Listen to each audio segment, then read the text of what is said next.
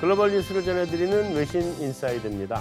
지난 4월 27일 문재인 대통령과 김정은 위원장이 만나서 공동선언을 하고 난 이후에 남과 북 간의 다양한 교류 활동에 관한 기사 내용들이 나오고 있습니다. 그래서 이런 교류 활동을 종합적으로 정리한 외신 기사 소개해드리겠습니다. 이나연 앵커 소식 전해주시죠. 니혼게이자이 신문에서 남한과 북한의 경제협력 재개에 관한 기사를 다뤘습니다. 이번 남북 정상회담에서 남북은 도로와 철도를 연결하기로 합의했다고 하는데요. 어떤 내용인지 기사를 통해 함께 확인해 보시죠.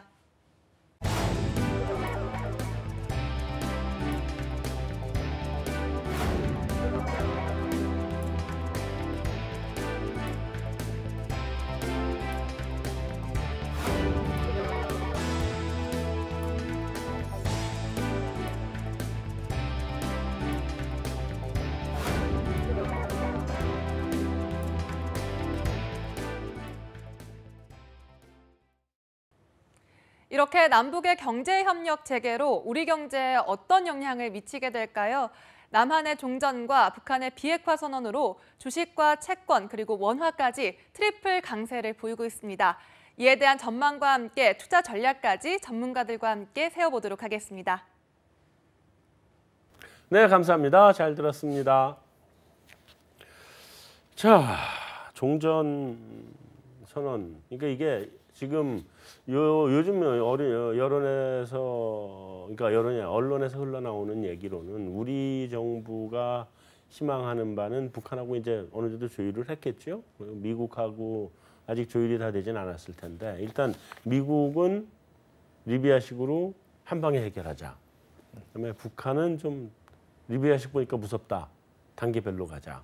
뭐 그런 입장인데 그래서 최근에 기사 나온 거 보면 한 2단계 정도를 우리 정부는 좀 희망하는 것 같아요. 그래서 먼저 종전선언은 먼저 하고 네. 그다음에 이제 다양한 북한의 비핵화 문제나 이런 걸 전부 다 하고 난 다음에 평화체제 구상으로 가는 걸로 좀 2단계로 구분해서 가자는 게 이제 우리 정부의 입장인 것 같은데 어쨌든 간에 이런 남북 간의 종전선언 또 그다음에 뒤따르는 그 핵무기 그 디스맨틀한 폐기하는 거 뭐 이런 거 또 경제 개방 우리한테 오는 경제적 영향은 일단 어떤 게 있어요? 채권 시장은 호재죠 어쨌든. 저는 반대로 악재로 봅니다. 네? 악재로 봅니다. 왜 이러세요 갑자기? 네. 네. 좀 제가 좀 독특한 의견이 그래서 많이 독특하시네. 있는데, 채권 시장 같은 경우에는 일단 기본적으로 네. 이번에 한번 경협을 만약에 제대로 한다. 네. 그러면 일단 돈이 들죠. 네. 채권 발행해야 된다 국채. 네. 국채는 현재로서는 국회 동의가 있어야 되기 때문에 추가로 늘리기 좀 어렵고 네. 아마 이 인프라 투자 관련된 공기업들이 많지 않습니까? 네. 뭐 도로공사라든지 뭐 발전 자회사들도 있고 네.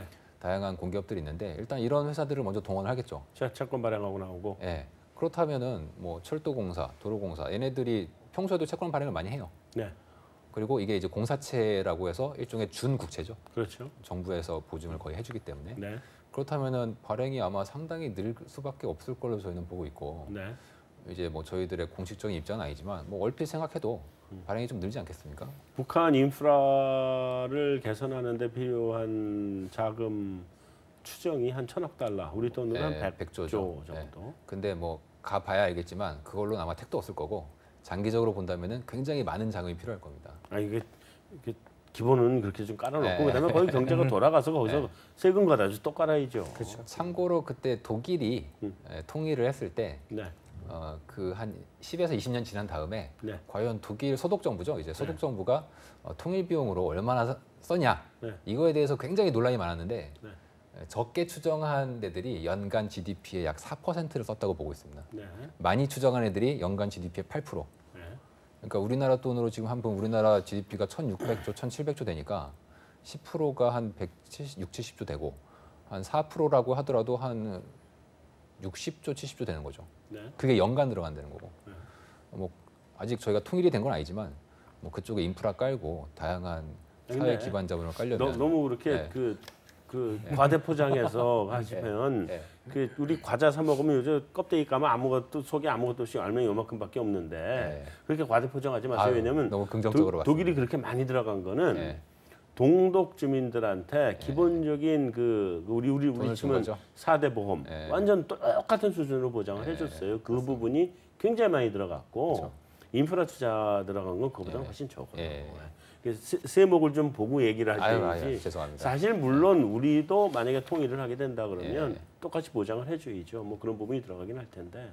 저 일단 공사채 발행은 꽤 늘어날 걸로 보고 있어요. 그래 늘어나는 보다. 그럼 채권 시장의 낙제다. 일단 악재죠. 맞네. 그렇게 들어보니까. 그런 시각이 좀 지배적이에요. 그러니까 아무래도 흡수 통일이 아니라고 하더라도 경협 단계만 들어가도 벌써 우리 돈이 많이 들어간다. 정부 쪽도 들어갈 거고 기업들도 들어갈 거고 그래서 그걸 해결하는 방안 중에 하나로 뭐 중국 쪽이 특히나 그럴 것 같은데 외자 유치에 대한 얘기도 좀 많이 해요. 지금 뭐 짐 로저스와 같이 세계적인 뭐 그룹급 투자자도 북한에 대한 매력에 대해서 굉장히 많이 자기는 지금이라도 북한에 뭐 시장이 조금만 열리면 자기는 전 재산을 투자하고 싶다 뭐 이런 얘기까지 하거든요. 네. 그만큼 투자의 기회가 많다고 하는데 그런 쪽으로 좀 활용하려는 얘기도 있긴 하더라고요. 그러니까 국내에서 그 들어가는 비용이나 이런 부분을 다 소화 못한다면 해외 쪽에서 뭐 자금 조달 이슈도 있을 수 있고요. 뭐 그런 얘기도 있더라고요. 뭐 그렇게 돈을 쓰고 나중에 뭐 자원으로 받던지 현물로 받던지 뭐 그것도 글쎄. 방법일 수 있죠. 근데 해외 자금은 사실은 그 쓰면 좋은 게 아니에요. 왜냐면 해외 자금은 요즘 무상이 없거든요. 아니 뭐 그렇죠. 요즘 무상이 없어요. 다 유상인데 그럼 우리가 뭐를 내줘야 되냐? 북한의 자원이라든가 무슨 뭐 사업권이라든가 이런 거 자꾸 다 내줘야 되거든요. 그 일본이 재팬 패싱을 두려워하는 게 사업권 뺏길까 봐 그러는 거거든요. 한마디로 그잖아요. 그런 문제들이기 때문에 일본한테는 그냥 전쟁 배상금 그 청구액 받으면 한 200억 달러 받으면 옛날에 우리가 받은 거랑 거의 비슷한 금액이라 그래. 그래서 1000억 달러 쓰게 되면 그중에 한 200억 달러는 일본에서 받고 나머지 월드뱅크에서 좀 받고 그리고 짐 로저스가 투자하니까 거기도 조금 받아주고 나머지는 우리 돈으로 해야 돼요. 네. 경제적인 영향은 어떤 게 있어요? 주식 뭐 증권이라든가. 좀 어려운 질문인데요. 저는 개인적으로 비용을 앞세워서는 불가능하고요. 그거의 뭐 통일의 이후의 흐름을 보기에는. 네. 근데 저는 뭐 요즘에 약간 화제되고 있지만 분담 비용을 또 생각해 보면 네. 오히려 통일 비용이 싸다는 느낌을 갖고 있어서 경제적으로 저는 뭐 이득일 거라고 보고 그 있습니다. 분담 비용이라 하면 여러 가지가 있을 수 있겠는데 일단은 뭐 경제 매크로를 보는 입장에서 네. 지금의 남한, 그러니까 뭐 남한이라고 하면 좀 뭐하지만 하여튼 대한민국의 남한 해도 돼요. 네, 성장성에 대해서는 앞으로 정체될 수밖에 없고 제가 봤을 때 남측만 네네, 가지고는 자체적으로 계속 뭘 하기에는 한계 목에 찬 부분이 있습니다. 이거를 어떻게든 뭐 재정이라든지 아니면 외자라든지 모든 것을 투여해서 뭔가 안 되는 걸 꾸역꾸역 가는 그 여타 부가가치 비용들이 지금 논의되고 있는 100조 아니면 200조 그보다 훨씬 더 많이 될 것으로 보고 있기 때문에 새로운 성장 동력 측면에서 통일을 바라본다면 지금의 통일 비용 뭐 불협화음도 많겠죠. 하지만 분담 비용을 생각하면 싸다 이렇게 보고 있습니다. 그렇죠. 그러니까 우리 인구가 한 5천만, 북한이 우리 한 절반 조금 넘죠. 한 60% 가까이 되나 그럴 거예요. 3천만은 안 되는 걸로 알고 있고 한 2,800만 가나? 그러면 한 8천만 그러면 이제 경제가 사이즈가 좀 쓸만한 사이즈가 되긴 하죠. 그리고 이게 우리가 통일을 하든 통일이 아니더라도 경제적으로 이 공동 시장만 가더라도 이 8천만으로 끝나는 게 아니라 그 바로 건너에 간도, 뭐 연변 이게 다 우리 경제로 들어오거든요. 북경 가는 것보다 우리 경제로 오는 게 빨라요. 말도 다 통하고. 그것까지 다 가면 경제 규모가 못 가도 뭐 하여튼 1억은 훨씬 넘게 시장 규모가 커질 거라고요. 그런 면에서 보면 굉장히 큰 효과죠. 난 분담 비용이라고 얘기를 해서 웬만한 사람들은 분담 비용 그러면 이제 우리 그 국방비 이런 얘기들을 보통 하거든. 통일되면 국방비를 지금처럼 안 써도 되는 거 아니냐. 통일되면 더 써야 돼요. 왜냐하면 지금은 그래도 위에 북한이 있기 때문에 완충지대가 있기 때문에 우리 북한하고 군비 경쟁만 하면 되는데 다 붙어버리고 나면 러시아하고 중국하고 군비 경쟁을 해야 돼요. 훨씬 더 많이 들어가야 돼요. 그러면. 그래서 이제 그 생각을 안 하는데 일반적으로 다 그 분담 비용으로 경제 규모 얘기를 하는 걸 내가 하는 사람 처음 봤어. 오늘 아주 좋습니다. 네. 네. 자, 어쨌든 자 그럼 일단 채권은 나쁘다. 근데 하나 단서는 통일이 확정돼서 그게 네. 구체적인 가이드라인이 나왔을 때 얘기고요. 네. 지금 단계에서 종전선언 정도 수준에서는 사실은 최근에 얘기 나오는 건 우리나라의 뭐 국가 신용도 상향 이슈라든지 네, 좀 올라갈 것 같다. 예, 그러니까 그 중간 단계에서 만약에 이제 지금 그쪽까지 안 넘어갔을 때는 최근에 우리나라 채권 시장에는 뭐 당장은 악재는 아니죠, 오히려. 그 나중에 이제 그게 본격화돼서 재정이 집행될 때 문제지. 그 전까지는 한국 자체의 건전성이나 뭐 원화 강세 요인이나 뭐 이런 쪽에서 해석을 하면 지금 현재 상황은 뭐 트리플 강세로 지금 뭐 재료가 되는 거 아니냐. 뭐 그런 쪽의 이슈가 맞는 것 같아요. 지금은. 근데 주식시장 별로 힘 못 쓰던데. 아니 뭐 잠깐 반짝은 했죠. 그 관련 주들이 굉장히 네. 그래서 상대적으로 또 올랐죠. 경협주 또 다 제자리 되돌아가고 지금 뭐 그러던데. 자, 그 종전 선언 자체만 가지고는 우리 그 CDS 프리미엄이나 이거 좀 낮아지지 않겠어요? 그거로 아무래도.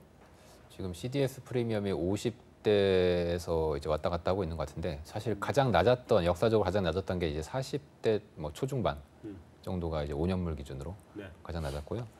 뭐 무디스 같은 데서 신용 등급을 올린다면 이제 CDS 레벨이 좀 낮아질 가능성은 있는데 무디스가 올릴 리는 없을 것 같고. 뭐 S&P나 뭐 무디스나 뭐 조금 한 등급 정도 한 노치 정도 올릴 가능성이 있습니다. 피치는 못 올린다 그래도 이거 둘은 이미 하여튼 네. 예, 그렇게 된다면 네. 뭐 조금 떨어질 것 같은데 독일이나 일본 같은 경우에도 보통 20에서 30대거든요. 그러니까 이제 우리나라가 더 떨어져 봐야 상당히 좀 제한적인 면에서 좀 이득을 볼 수 있는 정도인 것 같습니다. 근데 일본은 우리보다 신용 등급이 낮아요. 그러니까. 그래도 우리가 신흥국은 세계 4등이더라니까 보니까. 기축통화국이라는 게 또 무섭죠. 그렇죠. 예, 그- 원화는 위험통화기 때문에. 그럼 우리 채권 금리는 별로? 뭐 나중에 통일됐을 때 이제 그때 고민해야죠. 아니 종전 선언 가지고. 그러니까 채권 시장에서도 일단은 뭐 외국인 투자자라든지 네. 뭐 그런 쪽에서는 한국 자산에 대한 메리트는 조금 늘어나는 정도 수준이라고 보시는 게 맞죠. 채권 투자들이 좀 보수적이어서 네. 뭔가 좀 확인하고 싶어 하는데 만약에 종전선언 되고 뭐 도로나 철도를 놓는다. 네. 근데 정부가 돈이 없다. 근데 공기업들이 내라. 이래버리면 이제 채권 시장이 한번 움직일 수 있습니다. 그거는 무조건 돈은 없는 거니까. 네. 그럼 움직이겠네요. 네, 움직여야죠. 그리고 종전 선언이 통일이 아니고 네, 그냥 그렇죠. 예. 이제 어느 순간 되면 지금 일단 도로철도는 합의를 했잖아요, 거의 벌써. 하고했죠. 네. 도로철도 들어가기 시작하면 뭐 네. 채권 필요하죠, 무조건 채권입니다. 네. 주식시장에서 이 남북 경협주들은 어떻게 좀 많이 떨어졌던데 사도 돼요? 최근에 경제 협력, 그러니까 경협주가 수만 가지가 논의됐었는데 네. 가장 프론티어에 있던 게 철도입니다. 네.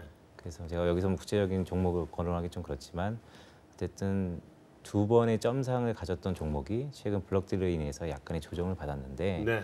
그게 시사하는 바는 경제 협력의 주가 군 자체에 프론티어에 있다라는 거. 그래서 혹시 전반적으로 다 꺾이는 거 아니냐라는 네. 우려감이 있는 건 사실인데 언제 살지는 개인적인 선택이니까요. 근데 제가 봤을 때는 모멘텀 드리블은 아직 좀 남아 있는 것 같습니다. 알수 있다. 네, 왜냐하면 이번 한반도 빅딜이라고 저는 칭하고 있는데 그 빅딜의 가장 핵심이 되는 것은 북미 간의 정상회담이기 때문에 그렇죠. 아직 시작도 안 했습니다. 그래서 시작도 안 했다. 자, 어쨌든 경제적 효과는 어떤 분야의 경제적 효과가 실제로 나오겠어요? 일단 인프라 쪽은 확실하게 경제적 효과 나올 것 같고, 아까 철도, 도로, 건설, 네, 전기, 통신, 뭐 그렇죠. 네. 뭐 댐, 뭐 이런 발전, 거, 뭐 발전 뭐 네. 이런 같은 전부 다 하고. 그 다음에 그렇게 되면 거기에 뒤따라가는 게 아무래도 이제 철강, 뭐 이런 소재 산업이 뒤따라가게 될 거고. 그리고 문화 콘텐츠 쪽도 교류를 하게 되면은 네. 서로 이제 제일 쉽게 접할 수 있는 또 산업 분야라고 해서 그쪽을 되게 또 근데 양성할. 그게 우리 경제의 하나의 무슨 뭐 그 산업 활동의 뭐 플러스 결과로 요인은 나오는 뭐, 예. 그거는 아니지 않나요? 상대적으로 좀 적다고는 하는데 네. 뭐 지금도 이미 북한에서 우리나라 뭐 드라마라든지 뭐 뭐 음악이라든지 이런 걸 충분히 뭐 보고 있다고 하는데 뭐 그런 것들에 대한 뭐 또 KBS 주식을 사야 되겠네. 시청률을 받을 수 있는 범위가 넓어져. SBS가 상장돼 있는 것 같은데. 아 그러네요. KBS는 그 상장 주식이 아니지 그건. 정부 소유입니다. 네, SBS 사야 되네 그럼. 내가 시청률 못 받잖아. 소용없네.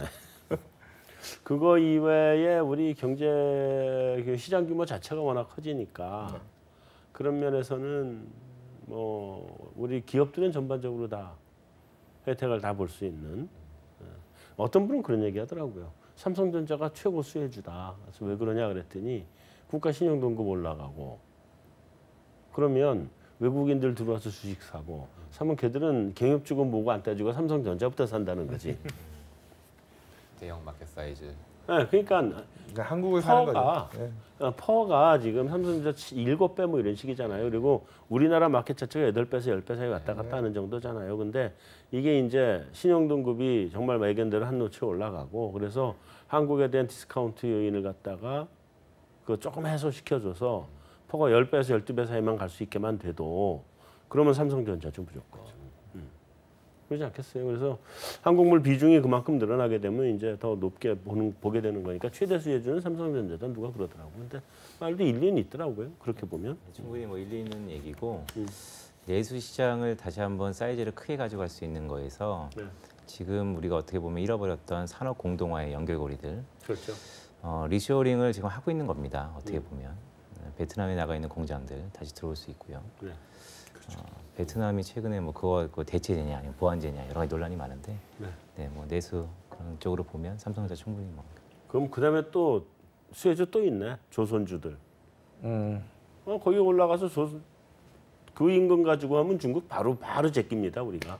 우리 기술에 북한 임금이면 바로 제낍니다. 그때 그 개성공단 입주했던 기업들한테 또 들어가겠냐고 물어보니까 뭐 거의 다 들어간다고 하더라고요. 그 정도로 이제 일도 잘하시고 잘해요. 이제 임금도 굉장히 싸고. 저는 사실은 우리 그룹 계열사라서 개성하고 금강산하고 수도 없이 왔다 갔다 했거든요. 근데 북한 사람들 하는 거 보면요. 생산성이 똑같아요 우리랑. 금방 따라와요. 그리고 아주 금방 따라와요. 그러니까 베트남도 가보니까 이 사람들도 그 남쪽 동네 사는 사람들 치고는 굉장히 우리나라 사람하고 비슷한 성향이 부지런하고 손 빠르고 굉장히 좋게 보거든요. 근데 북한은 우리나라 베트남 가서 투자하는 건 그래도 베트남 말이 통해야 될 거 아니에요. 여기는 그냥 말이 통하니까 훨씬 일하기도 좋고 사람들 일하는 스타일도 우리랑 똑같고 아주 좋아요. 그래서 그리고 경제 협력이 또 커져서 서로 상호 네트워크가 되게 복잡해지면 오히려 나중에 혹시라도 뭐 전쟁 가능성이나 뭐 이런 걸 되돌릴 가능성은 더 작아지지 않습니까? 못하죠. 뭐 옛날에는 개성공단 하나 하고 있으니까 그냥 다 뭐 내치고 뭐 이랬지만 이제 협력이 더 복잡해지면 더더욱 전쟁이나 뭐 이런 가능성은 어려워질 것 같습니다. 북한의 우리 제조업들이 1차로 이제 제조업이 나가서 제조업자에서 협력을 해야 될 텐데 그것도 특히 경공업 쪽에 그거 다시 나가기 시작하고 그다음에 이제 중공업 이쪽으로 나가기 시작하면 우리 대부분의 산업이 경쟁력을 금방 회복할 수 있을 거예요. 그러니까 정말 남한의 자본과 기술, 북한의 인력 이 결합이 진짜 가능해질 겁니다. 그런 점에서 굉장히 긍정적으로 봐야죠. 그거는 다만 이제 남과 북한에 더 이상 전쟁을 하지 않겠다는 게 확실해지면 경제적으로는 혜택은 굉장히 클 것 같아요. 또 뭐 보태실 말은? 근데 지금 이런 가정은 다 흡수 통일 하에서의 시나리오 아닌가요? 아니요, 꼭 흡수 통일이고 뭐 통일의 문제를 따지지 말고 그냥 북한을 북한 체제로 인정을 해주고 우리는 우리 체제대로 인정을 해주고 그러니까 유럽 같은 모델이 되는 거죠. 약간은 이제 뭐 연방식으로 이런. 연방이 아니라 별도의 서로 다른 국가예요. 거긴 거기대로, 우리는 우리대로. 근데 경제 활동은 같이 하고. 그게 사실 이제 중국도 가장 원하는 스타일의 북한을 계속 놔두고. 전 세계가 다 원하는 걸 겁니다. 우리만 빼고. 근데 요즘 젊은 친구들은 또 이제 그다지 통일에 대해서 꼭 해야 된다 이런 생각도 좀 없으시는 것 그렇죠. 같고. 그러니까 지금 젊은 사람들의 기본적인 마인드가 뭐 통일 뭐 굳이 꼭 해야 되냐. 지금처럼 각각 따로 살되 이전만 할 수 있습니다. 자유스럽게 왔다 갔다 하고 그것만 하면 되지 않느냐 이런 생각을 가지고 있는데 그게 그 영국 그 브렉시트 터졌을 때 젊은 애들이 그 왜 자유롭게 왔다 갔다 하고 다 했는데 왜 못하게 하느냐 뭐 이런 거랑 좀 똑같은. 그러니까 유럽하고 같이 안 살더라도 유럽이 나가면서 더 어려워지긴 했는데 그런 정도? 그런 정도? 자유롭게? 그래서 뭐 이게 이제 우리가 다 북한의 문제를 얘기하면 통일이라고 하는 걸 기본적으로 먼저 상정을 하게 되잖아요. 그러니까 워낙 우리가 다 그 통일이라는 걸 세뇌 교육을 받고 살아온 거거든. 네. 근데 나중에 통일이 되면 오케이. 근데 통일을 생각하지 말고 유럽에 있는 국가들처럼 유럽은 지금 하나로 통일하려고 하긴 합니다만 그 전에 각각 서로 다른 아이덴티티를 유지하고 그러면서 EU가 되기 전에도 굉장히 자유롭게 경제활동 뭐 거주 이전 뭐 아주 자유롭게 하고 살았잖아요. 거기 그런 형태만 가도 뭐 큰 문제 있겠어요? 난 큰 문제 없을 것 같은데. 그러니까 통일이라는 걸 굳이 현재로서 상정을 하면 오히려 더 통일은 멀어진다. 통일이라는 걸 생각하는 순간 통일은 멀어져요. 그래서 통일 생각 안 하고 자유로운 경제활동 정도만 해놓으면 그럼 오히려 통일이 자연스럽게 올 수도 있고 안 오면 안 오는 대로 통일 안 하면 못 돼요. 그냥 국내선 언제든지 놀러 갔다 오고 열차 타고 유럽 언제든지 갔다 올 수 있는데 뭐 관계없는 거죠. 근데 그 단계만 되면 사실 우리가 지금 인구 구조 문제도 한 방에 해결하고 또 그레이 코플소라고 그러잖아요. 회색 코플소 인구 구조 문제.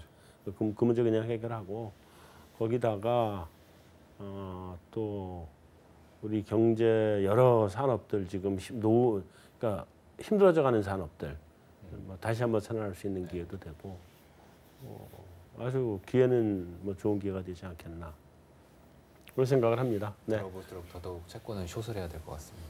알겠습니다. 네. 자, 오늘 준비한 순서는 여기서 마무리하도록 하겠습니다. 저희는 다음 주에 다시 뵙도록 하겠습니다.